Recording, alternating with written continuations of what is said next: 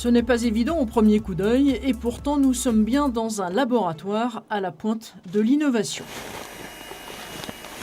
Cette petite pièce, moins de 15 mètres carrés, recèle de trésors un drôle de stock. Des kilos de plantes, d'extraits de feuilles de racines, la source, la matière première de toutes les recherches de Green Pharma.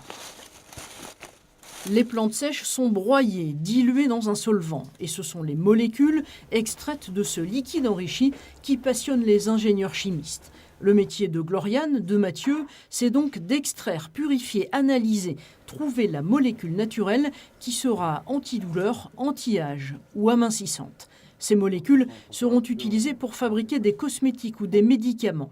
Ici, les scientifiques maison testent même leurs recherches à grande échelle, un travail destiné aux industriels.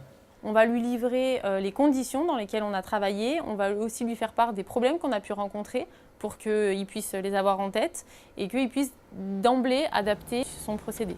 Philippe Bernard, docteur en biochimie, a créé Green Pharma en 2000. Aujourd'hui, avec 11 collaborateurs, l'entreprise est à la pointe de l'innovation technique, scientifique, réglementaire. 80% du chiffre d'affaires se fait à l'export, en Europe et aux États-Unis essentiellement.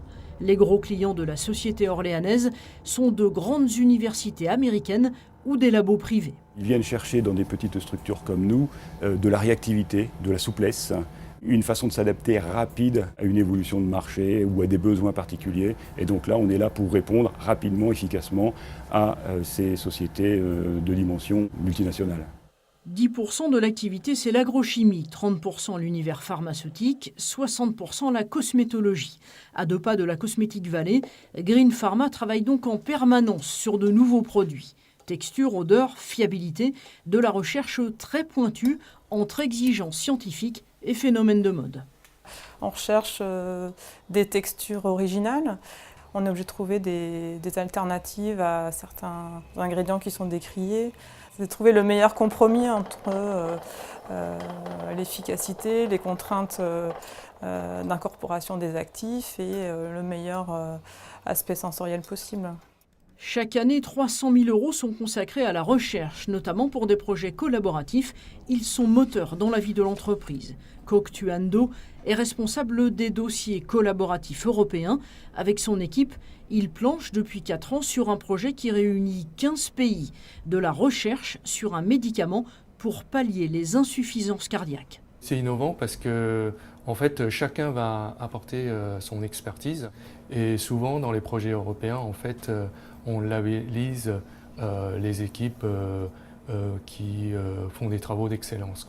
Et en plus, c'est une reconnaissance pour notre recherche scientifique. 2 autres projets collaboratifs sont en chantier. Ecosméto Centre d'abord. Dans la boucle, il y a le CNRS, 2 sociétés privées et Green Pharma. Avec des plantes prélevées dans les zones humides naturelles de la région, un ingrédient cosmétique innovant est en cours de développement et sera bientôt commercialisé. Autre chantier en cours, il est thérapeutique celui-là. Keops et Green Pharma ont allié leurs compétences biologie et chimie. 10 ans de recherche, 4 millions € d'investissement et la découverte d'un nouveau produit pour le traitement des addictions à l'alcool en particulier. Des brevets mondiaux ont été déposés pour cette invention. Ce nouveau produit doit encore être testé sur l'homme avant sa mise sur le marché dans 4 ou 5 ans. Le collaboratif, c'est fédérateur. Et on va chercher des compétences que nous n'avons pas en interne. Green Pharma peut vivre indépendamment de ce projet, mais ce projet pourra contribuer considérablement à l'essor de l'activité de la société Green Pharma dans le futur. On est bien implanté ici et on compte s'y développer et participer activement au développement économique de la région.